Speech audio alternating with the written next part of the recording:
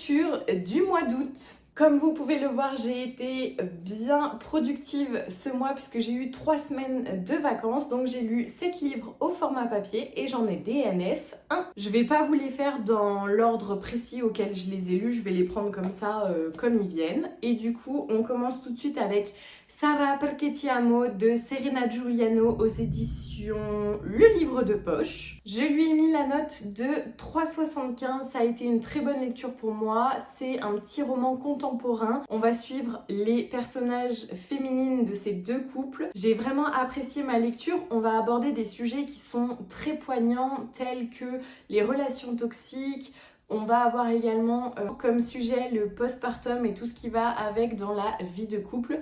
Donc ça a été une très bonne lecture pour moi. Ensuite, j'ai lu un deuxième livre au format poche et c'est L'Anti-Lune de miel des Christina Loren. Je lui ai mis la note de 3. J'ai bien aimé, l'intrigue est vraiment pas mal. Par contre, on n'a qu'un seul point de vue et j'avoue que moi, ça me frustre un petit peu, puisque j'ai toujours envie de savoir ce que l'autre protagoniste pense. Et ben là, c'était pas le cas, mais par contre, ça se lit super vite, ça va hyper bien dans le thème de l'été, donc c'était génial. Ensuite, j'ai lu le tome 1 d'une saga qui est incontournable, qu'on voit passer partout quand on regarde sur le BookTok, le BookTube, etc. C'est la saga des Windy City, donc j'ai lu Mile Isle de Liz Tomford aux éditions Chatterley. J'avais énormément d'appréhension à lire ce livre parce que c'est une belle brique, je crois qu'on est sur 750 pages environ. Donc voilà, je me suis dit si je tombe en panne de lecture ou que j'arrive pas à le terminer, ça va être compliqué pour ce mois-ci. Au final, j'ai trouvé personnellement qu'il n'y avait aucune longueur. J'ai vraiment apprécié ma lecture, j'ai adoré Stevie. Je trouve que c'est une femme, elle est tellement simple, pure et je me suis un petit peu reconnue en elle, donc ça m'a vraiment touchée. Zenders, bah évidemment, lui c'est un personnage un peu typique bad boy, etc. Mais sous ces genres-là, préparez-vous les filles. En tout cas, ça a été un coup de cœur pour moi et j'ai hâte de découvrir le tome 2 qui est The Right Move et apparemment le tome 2 est mieux que celui-là.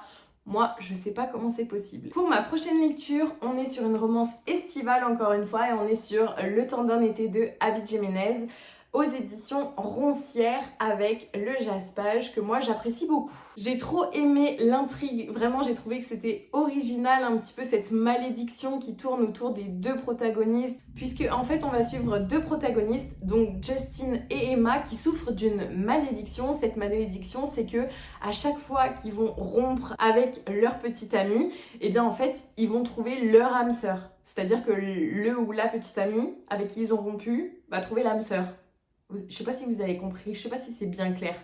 Bref, en tout cas, ils souffrent de cette malédiction parce que eux, ils restent tout seuls et ils n'ont pas trouvé leur âme sœur. Et au final, ils vont se mettre ensemble, ils vont faire un petit peu un fake dating pour essayer de se dire on se met ensemble, on fait 4 rendez-vous, on s'embrasse, on rompt et comme ça, on trouvera notre âme sœur. Et en fait, il y a plein de petites choses autour, on en apprend un petit peu plus sur leur vie personnelle et vraiment, j'ai adoré ma lecture. Par contre, ça n'a pas été un 5 étoiles ou un coup de cœur. Je lui ai mis la note de 4,75 puisque j'ai eu un petit souci avec le temps qui est employé dans ce livre. Donc c'est pas vraiment écrit au présent comme c'est narré et du coup moi voilà ça m'a un petit peu dérangée. Mais ça a été une super lecture. À la fin du mois d'août, on a le tome 5 de la saga des Chestnut Springs qui est sorti. Du coup il fallait absolument que je sorte le tome 4. Qui est Reckless, donc de Elsie Silver. J'en attendais rien du tout puisqu'on est sur une trope pregnancy et c'est ma trope que j'aime le moins, vraiment. Donc bon, je me suis dit, tout le monde apprécie Théo, donc le protagoniste masculin. Je me suis dit, sur une trope pregnancy, bon, tout le monde l'apprécie, peut-être qu'il vaut quelque chose. Moi vraiment j'ai pas aimé, il y a plein de passages que j'ai survolés, je trouve qu'il y a beaucoup trop de smut. Voilà, Théo c'est clair que c'est un protagoniste qui est très attachant, etc. Mais Winter, on voit qu'elle a toujours ses démons avec son passé, etc. Et moi, j'ai eu du mal à le lire, donc voilà, je lui ai mis la note de 3,5. Ensuite, j'ai River Seine de Aimé Bianca, donc c'était ma première mafia romance. J'ai trop aimé, ça a été un véritable coup de cœur. On est sur de la proximité forcée, des enemies to lovers. Vraiment, c'est la rivalité entre deux familles. Et j'ai trop aimé. Vraiment, ça a été ma première mafia romance et j'ai trop envie d'en lire plein.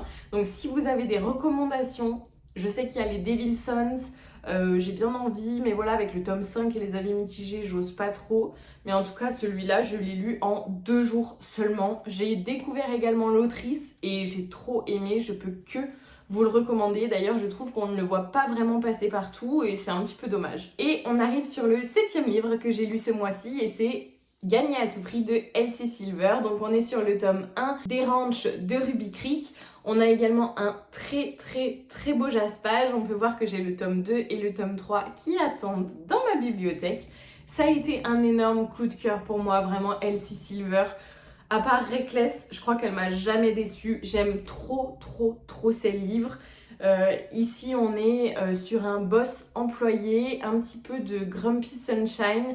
Et c'est des tropes que j'adore, vraiment. Je trouve que ça se lit tout seul.